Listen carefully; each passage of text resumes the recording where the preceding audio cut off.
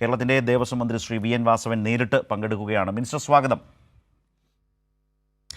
ഇന്നിപ്പോൾ നമുക്ക് ഈ വിഷയങ്ങളെ പൊതുവിൽ രണ്ട് വർഷങ്ങളായി മാറ്റി തിരിച്ചു തന്നെ സംസാരിക്കുന്നത് നല്ലതായിരിക്കും തോന്നുന്നു. 2019 അന്ന് നടന്ന ഈ ശബരിമലയിലെ സ്വർണ്ണ മോഷണവുമായി ബന്ധപ്പെട്ട വിഷയത്തിലേക്ക് വരും മുമ്പ് 2025 ഇപ്പോൾ ആഗോള അയ്യപ്പ സംഗമം നടന്നു. താങ്കൾ ദേവസ്വം മന്ത്രിയായിരിക്കുന്ന ഈ കാലം ഇന്ന് ദില്ലിയിൽ സംസാരിച്ചപ്പോൾ മുഖ്യമന്ത്രി പറഞ്ഞത് ആഗോള അയ്യപ്പ സംഗമത്തിൻ്റെ സമയത്ത് അതിനെ ഒന്ന് വഴിതിരിച്ചു വിടാൻ പാകത്തിന് രാഷ്ട്രീയ ഗൂഢാലോചന നടന്നു എന്ന് മുഖ്യമന്ത്രി ദില്ലിയിൽ പറയുകയുണ്ടായി. എനിക്കതിൽ താങ്കളോട് മന്ത്രി എന്ന നിലയിൽ ചോദിക്കാനുള്ള കാര്യം എന്താണെന്ന് വെച്ചാൽ സെപ്റ്റംബർ 20 ആഗോള അയ്യപ്പ സംഗമം. താങ്കൾ തന്നെ വാർത്താ സമ്മേളനത്തിൽ അതിനുശേഷം പറഞ്ഞത് സെപ്റ്റംബർ 17 പോറ്റി പറഞ്ഞത് കളവാണ് എന്ന് ദേവസ്വം വിജിലൻസിന് കണ്ടെത്താനായി. അപ്പോൾ അതായത് ഈ 2025 ഒരു സ്പോൺസർ എന്ന നിലയിൽ ഉണ്ണികൃഷ്ണൻ പോറ്റിയുടെ ഇടപാടുകൾക്ക് പിടിവീഴുന്നു. ചട്ടം കൃത്യമായി പാലിച്ചു തന്നെ മാത്രമേ ഒരു സ്പോൺസർ എന്ന നിലയിൽ പോലും പോറ്റിക്ക് അവിടുത്തെ കാര്യങ്ങളിൽ ഇടപെടാൻ കഴിയൂ എന്ന നില വന്നപ്പോഴാണോ ഒരു രാഷ്ട്രീയ ഗൂഢാലോചനയുടെ ഭാഗമായി ആഗോള അയ്യപ്പ സംഗമത്തിന് മുമ്പ് പോറ്റി പ്രത്യക്ഷപ്പെടുന്നത് ഒരു പരാതിക്കാരനായും മറ്റും? മിനിസ്റ്ററുടെ ഒരു അനുഭവം എന്താണ്, തോന്നൽ എന്താണ്?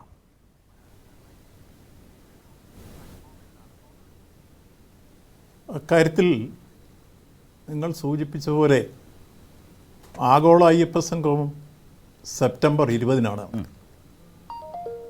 സെപ്റ്റംബർ 17 ഉണ്ണികൃഷ്ണൻ പോറ്റി ഒരു വെളിപ്പെടുത്തലുമായി വന്നത്.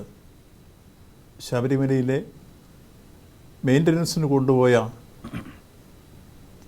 2019 ഒരു ഭാഗം കാണാനില്ല എന്ന കാര്യം സൂചിപ്പിച്ചത്. 2 ദിവസം കഴിഞ്ഞപ്പോൾ, അല്ലെങ്കിൽ പിറ്റേ ദിവസം, അല്ലെങ്കിൽ 17 കഴിഞ്ഞ് 19 തന്നെ പ്രതിപക്ഷം അടിയന്തര പ്രമേയമായി നിയമസഭയിൽ വരികയാണ്. ബഹുമാനപ്പെട്ട കേരള ഹൈക്കോടതി ഈ വെളിപ്പെടുത്തലിനെ തുറന്നത് അന്വേഷിക്കാൻ തിരുവിതാംകൂർ ദേവസ്വം ബോർഡിലെ വിജിലൻസിനെ ചുമതലപ്പെടുത്തി. വിജിലൻസ് അത് അന്വേഷണം നടത്തി. സെപ്റ്റംബർ 28 തന്നെ ഈ വെളിപ്പെടുത്തൽ നടത്തിയ ഉണ്ണികൃഷ്ണൻ പോറ്റിയുടെ സഹോദരിയുടെ വെഞ്ഞാറമ്മൂട്ടിലെ വീട്ടിൽ നിന്ന് കണ്ടെടുക്കുകയുണ്ടായി.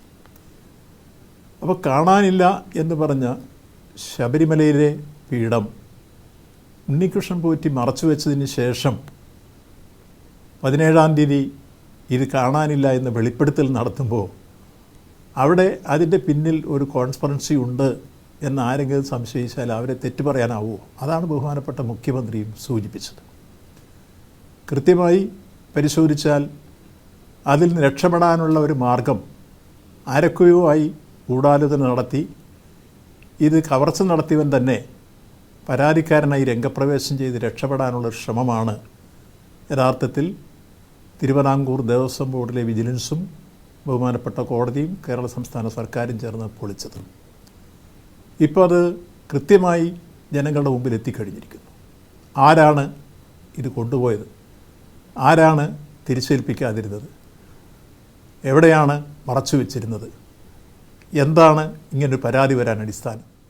ഇതെല്ലാം കൂട്ടിച്ചേർത്ത് നമ്മൾ പരിശോധിക്കുമ്പോൾ നമുക്കെല്ലാം അറിയാം അതിൻ്റെ പിന്നിൽ ഒരു ഗൂഢാലോചനയോട് കൂടി ഇതുവരെ പറയാതിരുന്നൊരു കാര്യം ഈ ആഗോള അയ്യപ്പ സംഗമം നടക്കുന്നതിൻ്റെ തൊട്ട് 2 ദിവസം മുമ്പ് വെളിപ്പെടുത്താൻ വരികയും അതിനൊരു പ്രമുഖ ചാനൽ സൗകര്യമൊരുക്കി കൊടുക്കുകയും ഒക്കെ ചെയ്തപ്പോൾ അതിൻ്റെ പിന്നിലുള്ള ഉദ്ദേശവും അതിൻ്റെ മാനേജ്മെൻറ്റും ഒക്കെ നമുക്കറിയാം.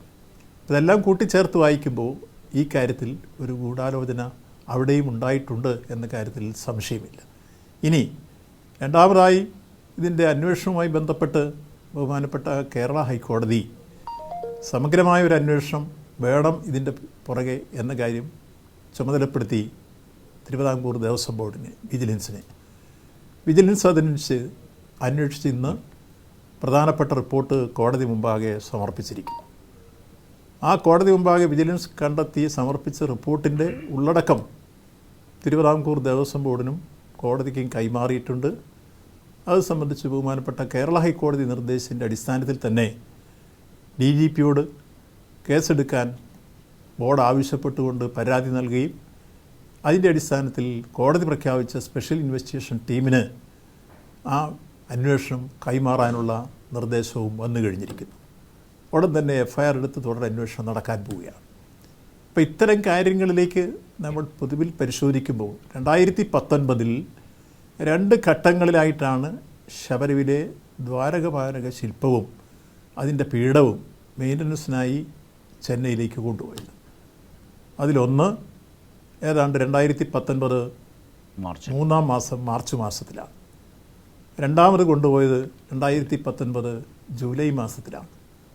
അപ്പോൾ ഈ രണ്ട് ഘട്ടങ്ങളിലും ഇത് കൊണ്ടുപോയിട്ടുള്ളത് ഉണ്ണികൃഷ്ണൻ പോറ്റിയാണ്.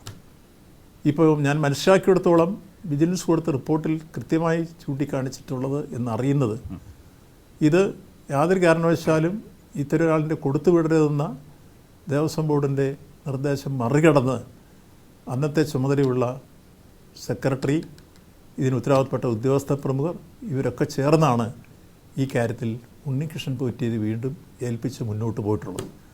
അപ്പോൾ അതിനുള്ളിലൊരു കൂട്ടുകച്ചവടമുണ്ട് എന്നുള്ളത് സ്വാഭാവികമായി നമുക്ക് തിരിച്ചറിയാൻ കഴിയും. അത് കൃത്യമായി അന്വേഷിച്ച് വെളിയിൽ വരിക എന്നുള്ളതാണ് ഇന്ന് നമുക്കെല്ലാം അറിയാൻ അവകാശപ്പെട്ടതും അതോടൊപ്പം ഈ അന്വേഷണത്തോടെ പുറത്തു വരേണ്ടതായ ഉള്ളടക്കവും. മിനിസ്റ്റർ അതിലേക്ക് നീങ്ങുകയാണ്. ശരി.